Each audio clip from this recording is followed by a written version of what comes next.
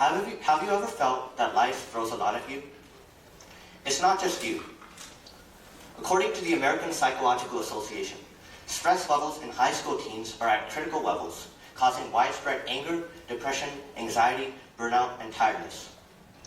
But what is it that causes some people to push forward through their problems while others feel stuck? Why do some people stay steady under pressure while others crumble easily? Imagine two students facing the same difficult day. A big upcoming test, a conflict with a friend, rejection from a school sports team. One student reacts immediately to everything. Cramming for the test feels unfair. The conflict with a friend feels personal, and the failure feels defining and permanent. But the other student receives the same obstacles and experiences a much more positive day. So what caused that difference? That's what I'd like to talk about today. Random question for you all. How many of you enjoy playing games? Raise your hands. It could be anything. Yeah, alright, yeah. That's about what I expected. But what if I told you that you are already playing one right now?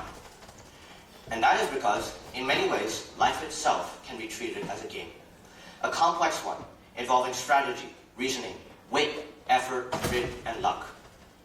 You are one of many players on the world's vast board, trying to reach your own goals and to help the world around you.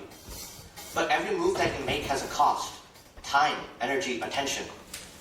Which is why you always want to respond to situations wisely.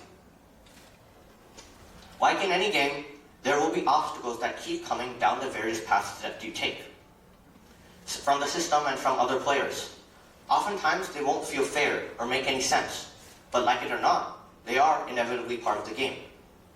After all, in any good strategy game, you hardly expect the path to be clear. You expect challenges. You expect the unexpected.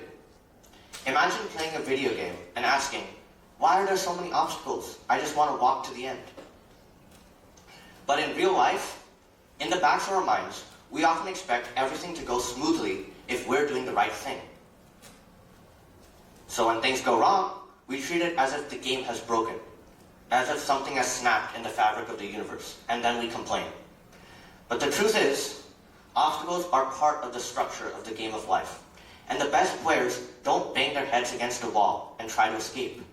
Rather, they pause, they step back, they understand the board, and they ask themselves, here's what I've got in front of me now, what is the best move that I should make to get to my goal?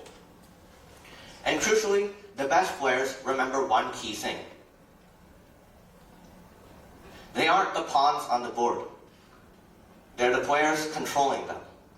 This means that they don't define themselves or identify themselves with every emotional hit that they take. Because that would be like going bankrupt in real life while playing a game of Monopoly. Rather, they take charge of themselves. They don't serve their emotions, they are served by their emotions. They're able to address the emotional feedback that they get by thinking clearly. Psychologists call this skill self-distancing, stepping back from situations as if you were on the outside and observing them from an objective point of view. Studies across hundreds of adolescents and adults show that when people do this, they are able to lower their stress levels and regulate their emotions better in tense situations. And once you can do that, you are able to realize and apply something else that is important. Not every fight is worth taking. In real life, we often waste huge amounts of energy reacting to things that don't actually matter. Small arguments, random comments, moments that feel huge now, but will be gone in a few days. But every reaction costs something: time, attention, emotional energy. And like any resource in the game, those things are limited. What the best players can do is understand which battles will actually move them forward and get them closer to their goals. And they can ignore the ones that are simply distracting wastes of their resources. Like a master player of poker, they know when to bet and when to withdraw. This is important because conflict is everywhere, even with the people that you care about. Competition, disagreements, misunderstandings.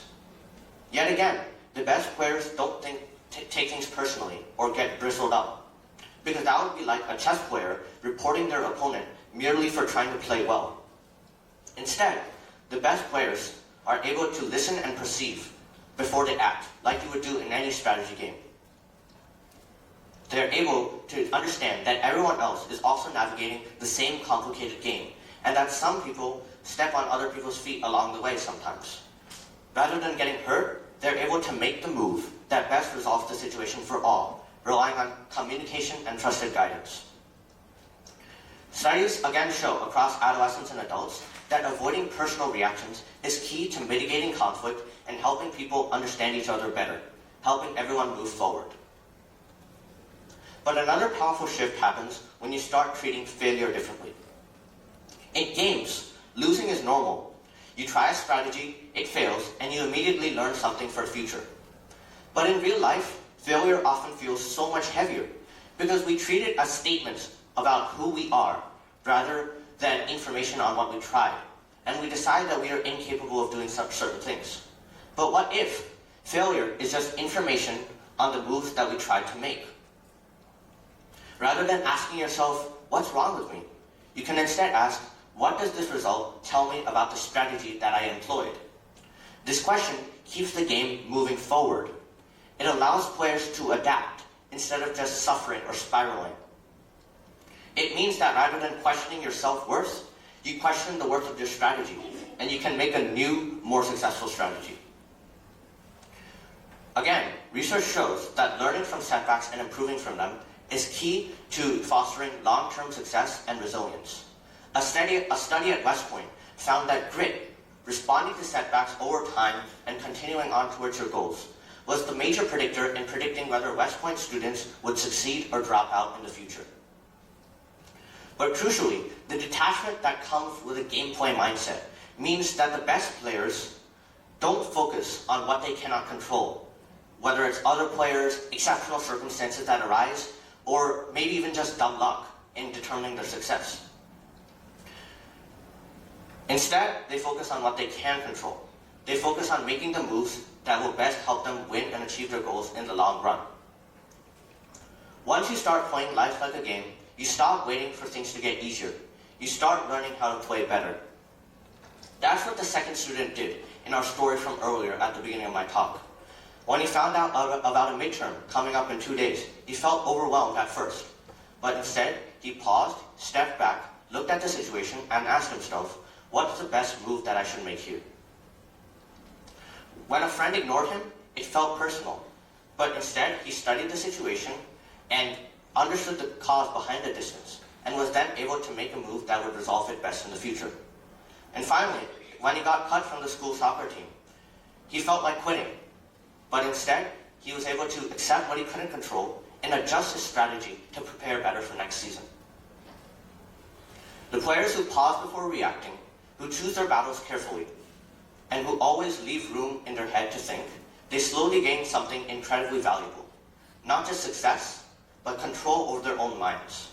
And in a world full of distractions, difficulties, conflicts, and unpredictable events, that might be the most powerful advantage anyone can have.